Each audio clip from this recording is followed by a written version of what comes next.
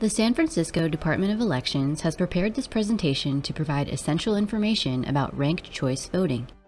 In the upcoming November 8 election, San Francisco voters will use ranked choice voting to fill the offices of Assessor Recorder, District Attorney, and Public Defender, and voters living in even-numbered supervisorial districts 2, 4, 6, 8, and 10 will use ranked choice voting to elect members of the Board of Supervisors. There are 4 sections in this presentation. In the first section, we will go over some background information on ranked choice voting in San Francisco.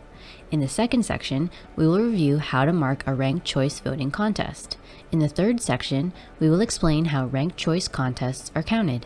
In the final section, we will review available tools and resources that voters may use to get familiar with ranked choice voting. After we cover these topics, there will be a short quiz to test your ranked choice voting knowledge. What is ranked choice voting? Ranked choice voting allows voters to rank candidates in order of preference and eliminates the need to conduct separate runoff elections. How long has San Francisco been using ranked choice voting? In March 2002, San Francisco voters adopted ranked choice voting as an amendment to the city charter, and it has been used in every local election since 2004. Which offices are elected using ranked choice voting? San Francisco voters use ranked choice voting to elect representatives for most local offices: mayor, assessor recorder, city attorney, district attorney, public defender, sheriff, treasurer, members of the Board of Supervisors. Next, we will review how to mark a ranked choice contest. How do voters rank candidates on the ballot? For contests that use ranked choice voting, the names of candidates are listed in rows on the left side of a ballot grid. Numbered rankings appear in the top row. Voters can rank up to a maximum of 10 candidates, using the columns on the ballot to indicate their choices. How do voters rank candidates on the ballot? To rank, for example, Beach first, Forest second, Ocean third, Glacier fourth, and Desert fifth, fill in the ovals as shown. Fill in the oval in the first column in the row for Beach. Fill in the oval in the second column in the row for Forest. Fill in the oval in the third column in the row for Ocean. Fill in the oval in the fourth column in the row for Glacier. Fill in the oval in the fifth column in the row for Desert.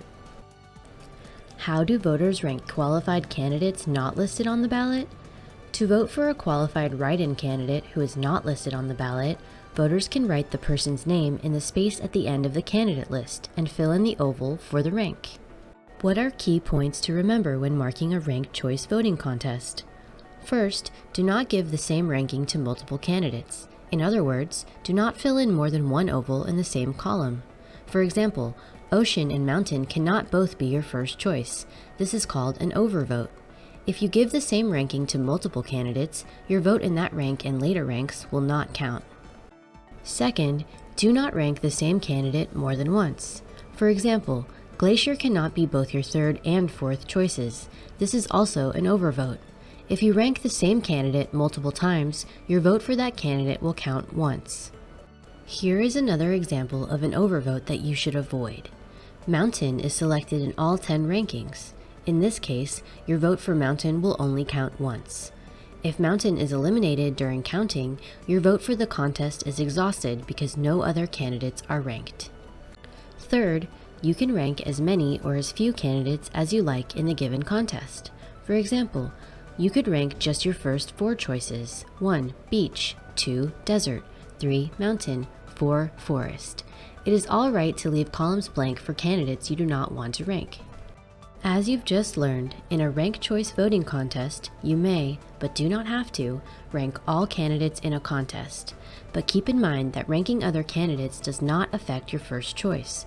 Your second, third, fourth, and other choices will be considered only if your first choice candidate does not win. Next, we will review how ranked choice voting contests are counted. How are ranked choice voting contests counted? First, everyone's first choice is counted. If a candidate has a majority, or 50% plus 1 of first choice votes, that candidate wins. For example, if Forest receives 52% of first choice votes, Forest is declared a winner. If no candidate receives a majority of first choice votes, the last place candidate is eliminated. Voters who selected that candidate have their next choices counted instead. For example, If your first choice was Glacier, but Glacier received the fewest first choice votes, your second choice, Ocean, will be counted instead. This cycle repeats until there is a majority winner.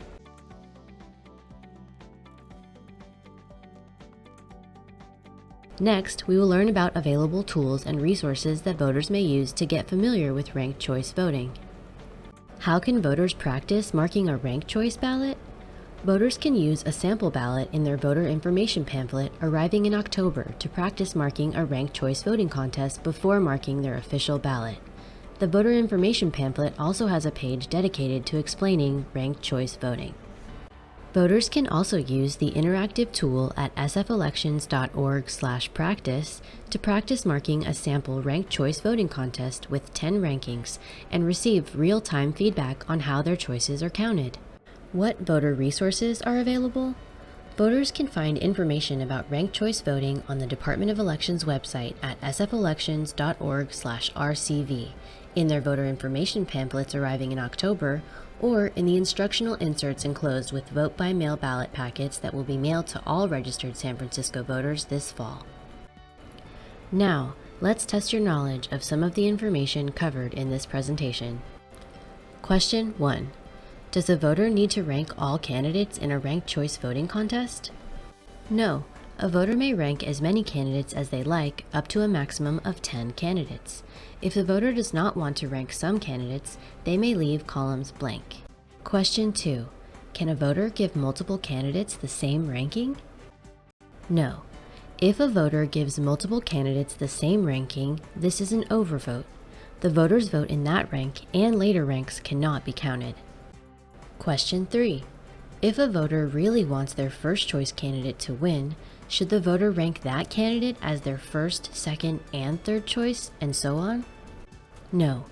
If a voter ranks the same candidate as their first, second, and third choice, and so on, it is the same as leaving the second, third choice, and so on blank. The voter's vote will be counted only once for that candidate. This concludes our presentation. All of the information covered today and many other resources are available on our website, sfelections.org. If you have any questions, please do not hesitate to call us at 415-554-4375, visit our office in City Hall, room 48, or email us at sfvote@sfgov.org.